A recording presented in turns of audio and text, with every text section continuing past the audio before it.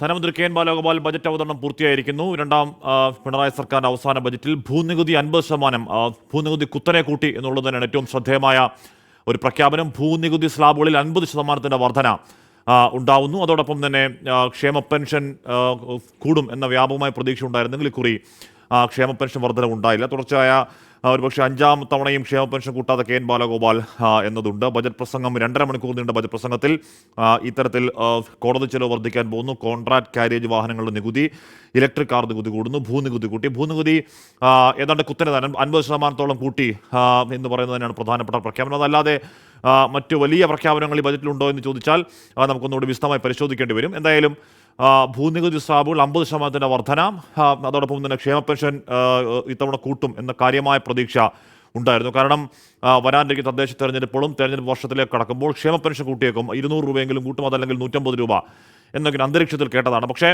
ക്ഷേമ പെൻഷൻ വർധനവില്ല. ക്ഷേമ പെൻഷൻ കുടിശ്ശിക കൊടുത്തു തീർക്കാനാണ് പ്രയോറിറ്റി. 3 മാസത്തെ കുടിശ്ശിക ഉടൻ കൊടുത്തു തീർക്കുമെന്ന് കുറച്ച് യാഥാർത്ഥ്യ ബോധത്തിൽ ധനമന്ത്രി കെ എൻ ബാലഗോപാൽ പറയുന്നു. ഏറ്റവും ഒടുവിൽ ഡൊണാൾഡ് ട്രംപിനെതിരെ പരാമർശവുമായാണ് സംസ്ഥാന ബജറ്റ് പൂർത്തിയായത്. ഈ അമേരിക്കൻ നയങ്ങൾ നമ്മളെയും ബാധിക്കും എന്നൊരു മുന്നറിയിപ്പോടു കൂടിയാണ് ധനമന്ത്രി കെ എൻ ബാലഗോപാൽ ബജറ്റ് അവതരണം അവസാനിപ്പിച്ചത്. പാട്ടനിരക്ക് യുക്തിസഹമാക്കും എന്നൊരു പ്രഖ്യാപനം ഉണ്ടായി. ധനമന്ത്രി കെ എൻ ബാലഗോപാൽ അദ്ദേഹത്തിന് 2.5 മണിക്കൂർ നീണ്ട, സാധാരണഗതിയിൽ ബജറ്റ് അവതരണം ഒരുപാട് മണിക്കൂറുകളിൽ നീട്ടുന്ന പതിവ് ധനമന്ത്രി കെ എൻ ബാലഗോപാൽ ഇല്ലാത്തതാണ്. പക്ഷേ ഇക്കുറി അത് 2.5 മണിക്കൂറായി ആ ബജറ്റ് അവതരണത്തിന് സമയദൈർഘ്യം നീണ്ടു. ഭാവി കേരളത്തിന്റെ വികസന രേഖയായി ബജറ്റ് മാറും എന്ന് ധനമന്ത്രി കെ എൻ ബാലഗോപാൽ പ്രഖ്യാപിച്ചു. ഇലക്ട്രിക് വാഹനങ്ങളുടെ നികുതി കൂട്ടി എന്ന പ്രഖ്യാപനം അവിടെയുണ്ട്. ഭൂനികുതി 50% ഉയർത്തി. സർക്കാർ ജീവനക്കാർക്ക് 1 ഗഡു DA അനുവദിക്കുന്നു. അയ്യങ്കാളി തൊഴിലുറപ്പ് പദ്ധതിക്ക് 180 കോടി, കായിക യുവജന കാര്യവികസനത്തിന് 145 കോടി തുടങ്ങിയ മാറ്റിവെക്കലുകൾ. പ്രസ് അക്കാദമിക്ക് 7.5 കോടി, പബ്ലിക് റിലേഷൻ വകുപ്പിന് 30 കോടി, മാധ്യമ പുരസ്കാര തുക ഉയർത്തിയ കാര്യമടക്കമുള്ള പ്രഖ്യാപനങ്ങൾ ധനമന്ത്രി കെ എൻ ഗോപാൽ പറഞ്ഞു. റവന്യൂ വകുപ്പിന് കീഴിലുള്ള ഓഫീസുകളെ സ്മാർട്ട് ഓഫീസുകളാക്കുന്നതിന് 54 കോടിയുടെ പറഞ്ഞു.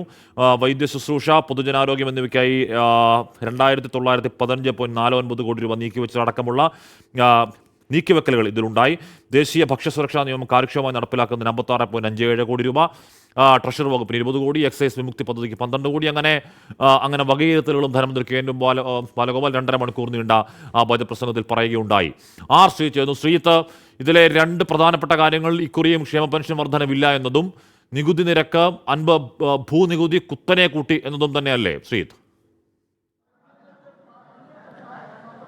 ഹാഷ്മി, സംസ്ഥാനത്ത് അടുത്ത സാമ്പത്തിക വർഷത്തേക്കുള്ള ബജറ്റ് അവതരണത്തിൽ 4 ഇനങ്ങളിലാണ് പ്രധാനമായും ചെലവേറുന്ന പ്രഖ്യാപനങ്ങൾ ഉണ്ടായിട്ടുള്ളത്. അതിൽ ഏറ്റവും പ്രധാനപ്പെട്ടത് ഹാഷ്മി സൂചിപ്പിച്ച തന്നെയാണ്. സംസ്ഥാനത്തെ ഭൂമിക്കരം, അതായത് വസ്തുക്കരം 50% കണ്ട് വർദ്ധിപ്പിക്കാനുള്ള തീരുമാനമാണ് ഈ ബജറ്റിൽ പ്രഖ്യാപിച്ചിരിക്കുന്നത്. ഏപ്രിൽ 1 മുതൽ സംസ്ഥാനത്തെ വസ്തുക്കരം ഗണ്യമായി വർദ്ധിക്കും. 50% വർദ്ധിപ്പിക്കുന്നത്. അതായത് നിലവിൽ 1 സെൻറ്റ് വസ്തുവിന് 10 രൂപ ടാക്സ് നികുതി അടച്ചിരുന്നെങ്കിൽ അത് 20 രൂപയായി വർദ്ധിക്കുന്നു. അതാണിപ്പോൾ നികുതി ഭൂനികുതി നിരക്കിൽ വരുത്തിയിരിക്കുന്ന പ്രധാന മാറ്റം. ഇതുകൂടാതെ മറ്റ് 3 ഇനങ്ങൾ കൂടി ചെലവേറുന്ന തരത്തിലുള്ള പ്രഖ്യാപനങ്ങളുണ്ട്.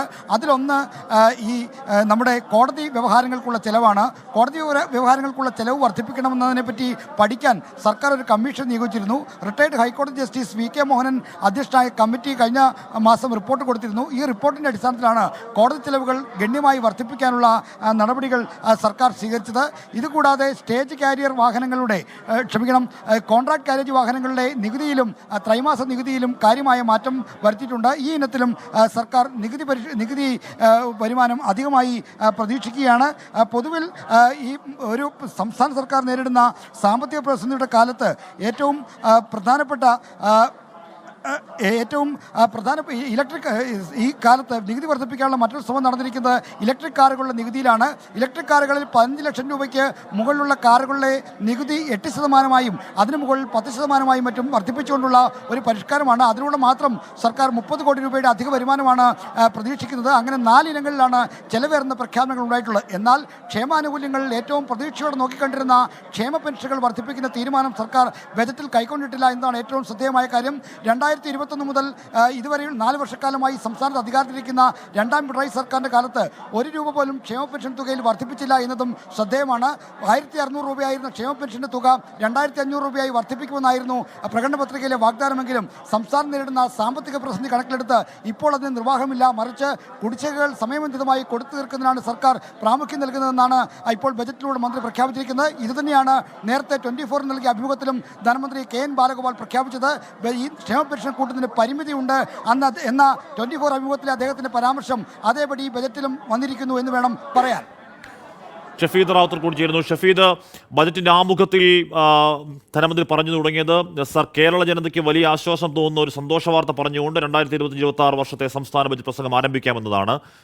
എന്ന് പറഞ്ഞാൽ സമീപ വർഷങ്ങളിൽ സംസ്ഥാന സർക്കാരിനെ ബാധിച്ച രൂക്ഷമായ ധനഞ്ഞെരുക്കത്തിന്റെ തീക്ഷ്ണമായ ഘട്ടത്തെ കേരളം അതിജീവിച്ചിരിക്കുന്നു എന്നതാണ് സന്തോഷ വാർത്ത എന്ന് പറഞ്ഞു തുടങ്ങിയതാണ് ധനമന്ത്രി KN ബാലഗോപാലിന്റെ ബജറ്റ്. പക്ഷേ ആ ധനഞ്ഞെരുക്കത്തെ സംസ്ഥാനം അതിജീവിക്കുന്നതിന്റെ ആശ്വാസം പൊതുജനങ്ങളിലേക്ക് എത്തിക്കുന്നുണ്ടോ ഈ ബജറ്റ്? ഷഫീദ് റാവുത്തർ. പൂർണ്ണ അർത്ഥത്തിൽ നമുക്കത് പറയാൻ കഴിയില്ലെങ്കിലും ഈ ക്ഷേമ പെൻഷന്റെ കാര്യത്തിൽ സംസ്ഥാന സർക്കാർ അതിൽ KN ബാലഗോപാൽ ഇതുവരെ സ്വീകരിച്ചു വന്ന രീതി അദ്ദേഹം ഇപ്പോഴും പിന്തുടരുന്നതാണ് ബജറ്റിൽ നമുക്ക് കാണാൻ കഴിയുന്ന ഏറ്റവും പ്രധാനപ്പെട്ട കാര്യം. സംസ്ഥാന ബജറ്റിൽ ക്ഷേമ പെൻഷൻ 1800 രൂപയാക്കി വർദ്ധിപ്പിക്കുമെന്ന് പ്രതീക്ഷിച്ചിരുന്നെങ്കിലും അതുണ്ടായില്ല. മാത്രമല്ല ശമ്പള പരിഷ്കരണം സംബന്ധിച്ച പ്രഖ്യാപനവും ഉണ്ടായില്ല. അതേസമയം മറ്റു ചില കാര്യങ്ങൾ അതുമായി ബന്ധപ്പെട്ട് പ്രത്യേകിച്ച് ഈ പാട്ടം നിരക്കിലെ വർധന, ഭൂനികുതി കൂട്ടിയത്, ഇലക്ട്രിക് വാഹനങ്ങളുടെ ഉൾപ്പെടെയുള്ള വാഹനങ്ങളുടെ നികുതിയിലെ മാറ്റം, അതടക്കമുള്ള കോടതി ഫീസ് അടക്കമുള്ള കാര്യങ്ങൾ അതാണ് ഏറ്റവും പ്രധാനമായി നമുക്ക് പറയാൻ കഴിയുന്നത്. VK മോഹൻ കമ്മിറ്റി ശുപാർശ അനുസരിച്ച് ഈ കോടതി ഫീസുകൾ ഉയർത്താൻ തീരുമാനമായി. കോൺട്രാക്ട് കാരിയേജ് വാഹനങ്ങളുടെ നികുതി പരിഷ്കരിക്കാൻ തീരുമാനമായി. സീറ്റെണ്ണം അനുസരിച്ച് മാറ്റം വരുത്തുമെന്നാണ് ബജറ്റ് പ്രസംഗത്തിൽ ധനമന്ത്രി KN ബാലഗോപാൽ പറഞ്ഞത്. അദ്ദേഹം പറഞ്ഞ് അവസാനിപ്പിച്ചത് സംസ്ഥാനത്തെ സംബന്ധിച്ചിടത്തോളം സംസ്ഥാനത്തിന്റെ വളരെ പ്രധാനപ്പെട്ട വളർച്ച ആകാംക്ഷയോടെ നമ്മൾ കാത്തിരുന്നത് ക്ഷേമ പെൻഷൻ വർധന ഉണ്ടാവും എന്നുള്ളതാണ്. അതുണ്ടാവുന്നില്ല. ഭൂനികുതിയിൽ 50% കുത്തനെ വർധന ഉണ്ടാവും.